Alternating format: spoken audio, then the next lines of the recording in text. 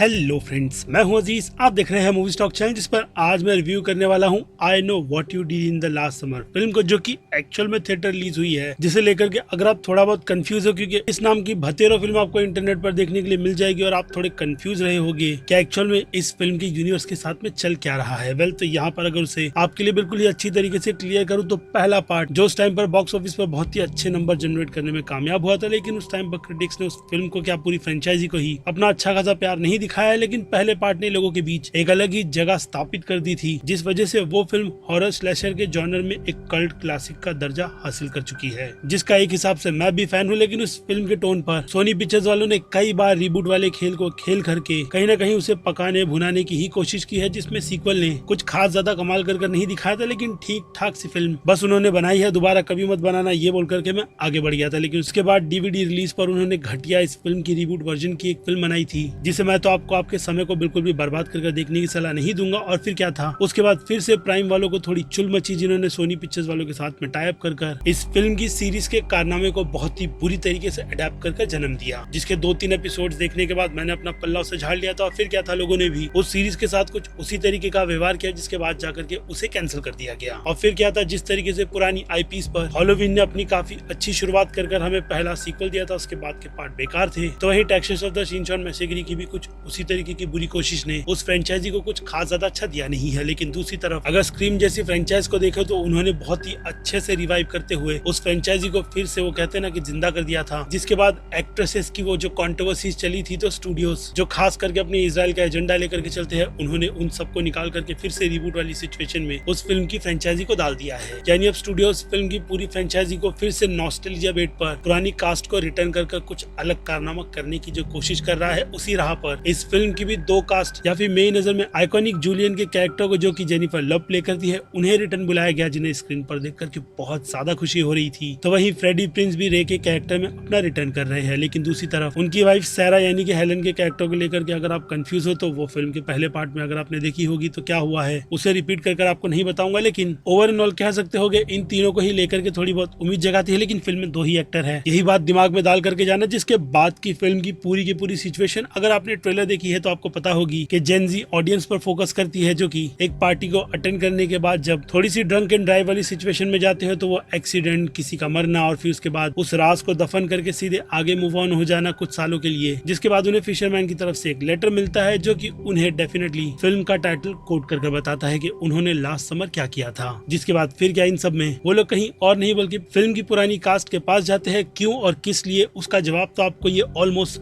2 घंटे की फिल्म को देख करके मिल जाएगा, जो कि अब आपके थिएटर का टाइम डिजर्व भी करती है या नहीं। चलिए उन डिटेल्स पर बात करते हैं, क्योंकि रॉटन टोमेटो के स्कोर्स, जैसे कि मैंने कहा, इस फिल्म के कुछ खास ज्यादा अच्छे नहीं आए हैं। लेकिन ये सिचुएशन फिल्म के पहले पार्ट के साथ भी थी, जिसकी एक अलग ही फैन फॉलोइंग है। लेकिन क्या उस फैन फॉलोइंग पर ये फिल्म बस एक नॉस्टैल्जी का नाम का भद्दा सा मजाक करती है, या फिर डायरेक्टर राइटर जेनिफर कैटन, जो कि इस फ्रेंचाइजी की बहुत बड़ी फैन कहती है खुद को, तो वो जस्टिफिकेशन देने में कामयाब हुई भी है या नहीं, तो उस डिटेल पर ऑब्वियसली बिल्कुल ही स्पॉइलर फ्री बात की जाएगी। जिससे पहले अब बनेगी मेरी छोटी मोटी सी रिक्वेस्ट, जो की है इस चैनल को सब्सक्राइब, वीडियो को लाइक और शेयर करने की तो कर लो।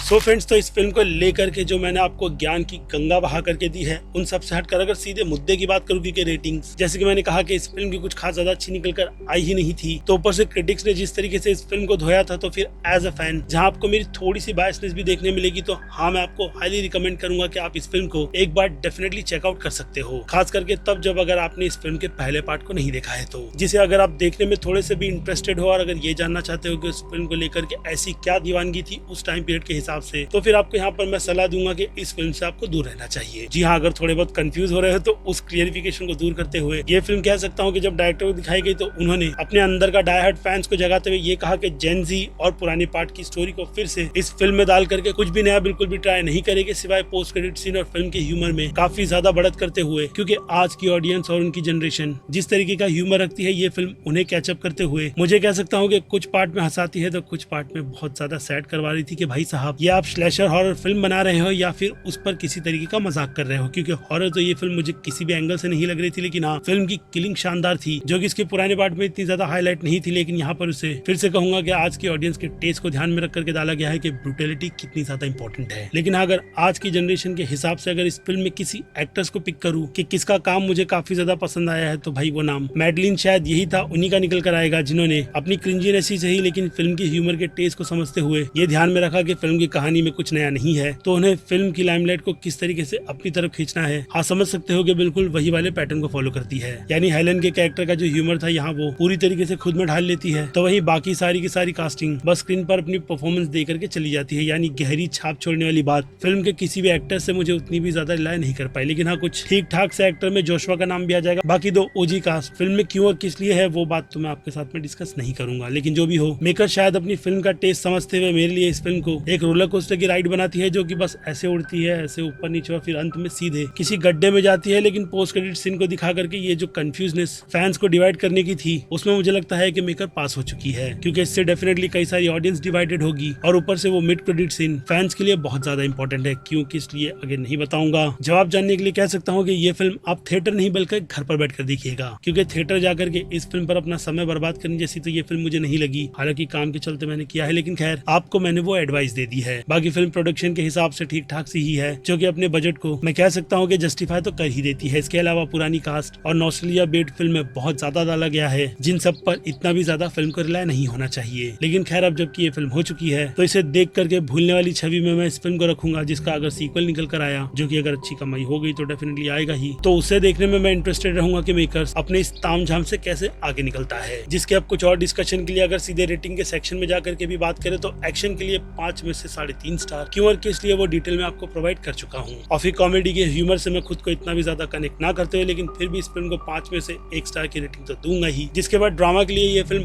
5 में से 2 स्टार से ज्यादा रेटिंग डिजर्व नहीं करेगी, क्योंकि जैसे कि मैंने कहा पुरानी और इस फिल्म में ज्यादा फर्क है नहीं, सिवाय कुछ चेंजेस के अलावा, जो कि आज की टेक्नोलॉजी और जनरेशन को ध्यान में रखकर की गई है। जिसके बाद सस्पेंस के लिए ये फिल्म 5 में से 2.5 स्टार डिजर्व करती है, क्योंकि फिल्म के कुछ अच्छे से मोमेंट मेकर्स की तरफ से काफी अच्छी तरीके से वेल प्रिपेयर कर हमारे सामने रखे गए थे, ताकि ऑडियंस के लिए अच्छा खासा कंफ्यूजन कौन किलर है वो निकल कर आए। और फिर हॉरर फिल्म के हिसाब से ये फिल्म 5 में से 2.5 स्टार डिजर्व करेगी, जिसमें इन दोनों का बैलेंस ही काफी माइनर सा था, लेकिन फिर भी फिल्म एक अच्छा खासा इंटरेस्ट के साथ अपने इस पोर्शन में थोड़ा बहुत कमाल तो दिखाई देती है। खास करके जंप स्केयर ले लो, जिन सब पर इस फिल्म ने अच्छा खेला। और फिर बात की जाए मास ऑडियंस की, तो मास ऑडियंस के लिए ये फिल्म B+ की कैटेगरी की है। जी हाँ, उन्हें ये फिल्म काफी ज्यादा एंटरटेनिंग लगेगी, लेकिन घर पर बाकी थिएटर में खाली समय के हिसाब से अगर वो ऑडियंस जाना चाहती है तो जा सकती है। जिसके बाद क्रिटिक्स की बात की जाए तो क्रिटिक्स ने इस फिल्म को जिस तरीके से धोया है, उस हिसाब से तो रेटिंग B- की कैटेगरी की ही बनेगी, जिनका प्यार पहली फिल्म को भी लेकर के ज्यादा अच्छा नहीं था, और यहाँ पर भी सिचुएशन सेम है। लेकिन हाँ 1-2% की रेटिंग का कुछ फर्क पड़ा था, जिनसे पूरी तरीके से डिसएग्री और अलग रखते हुए मैं इस फिल्म को B की कैटेगरी में तो रख ही सकता हूँ। रीजन इस वीडियो में मैंने बहुत ही अच्छी तरीके से शायद आपको एक्सप्लेन कर दिया है। बाकी खैर ये मेरा पर्सनल एक्सपीरियंस है। I know what you did in the last summer film को लेकर के, जिस बारे में आप अपनी राय मुझे कमेंट में लिख कर बताइएगा। बाकी फिर क्या, मिलते हैं जल्द ही दूसरे रिव्यूज के साथ। Till then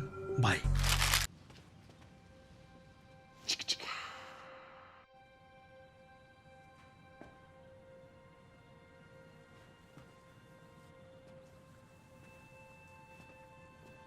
You're still here. It's over. Go home.